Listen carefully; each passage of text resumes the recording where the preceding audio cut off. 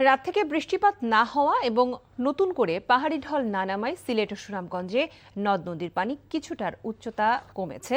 লালমনিরহাটে তিস্তার পানি কমলেও সম্ভাব্য বন্যা নিয়ে শঙ্কা কাটছে না। প্রতিনিধিদের পাঠানো তথ্য ও ছবিতে দেখুন আহমেদ শরীফের ডেস্ক রিপোর্ট। সুনামগঞ্জে গত ২৪ ঘন্টায় সুরমা নদীর পানি কমে বিপদসীমার নিচ দিয়ে প্রবাহিত হচ্ছে। এদিকে নদীর পানি কমায় জেলার সুনামগঞ্জ সদর, তাহিরপুর ও দোয়ারা বাজার সীমান্ত উপজেলায় প্লাবিত এলাকা থেকেও পানি নেমে গেছে। পানি উন্নয়ন বোর্ড জানায়, আগামী ৪৮ ঘন্টায় সুনামগঞ্জে ভারী বৃষ্টিপাত হওয়ার সম্ভাবনা থাকায় নিম্নাঞ্চলে বন্যা দেখা দিতে পারে।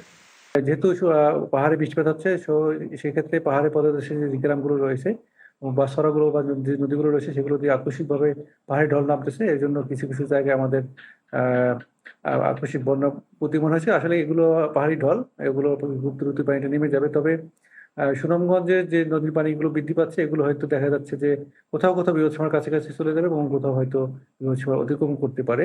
লালমনিরহাটে তিস্তার পানি কিছুটা কমেছে, ফলে তীরবর্তী অনেক নিম্নাঞ্চল থেকে পানি নেমে গেছে। তবে কিছু এলাকায় এখনও ডুবে রয়েছে বাদাম, ভুট্টা, মিষ্টি আলু সহ বিভিন্ন ফসলের ক্ষেত। পানি নামলেও বন্যার আশঙ্কায় দুশ্চিন্তায় রয়েছেন নদীপাড়ের মানুষ।